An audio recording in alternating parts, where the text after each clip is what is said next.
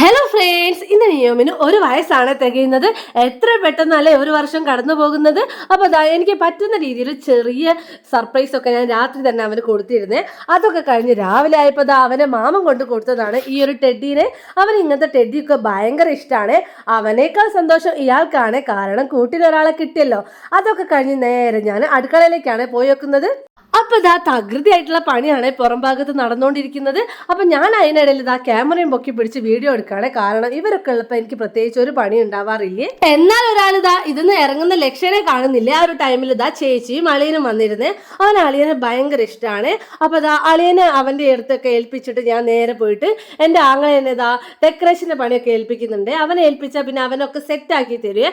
അപ്പോഴേക്ക് ബാക്കിലൊന്ന് പോയി നോക്കിയപ്പോൾ ബിരിയാണി വെക്കാനുള്ള തിരക്കിലാണ് എല്ലാവരും. അപ്പൊ ഇതാണ് ഞങ്ങളുടെ ബിരിയാണി വെക്കുന്ന മാമൻ. ഈ ഇളക്കിയും കൊണ്ടിരിക്കുന്നില്ലേ ഇത്. അപ്പോഴേക്ക് ഞാൻ വന്ന് നോക്കിയപ്പോൾ അവൻ ഇതൊക്കെ സെറ്റാക്കി വെച്ചിട്ടുണ്ട്.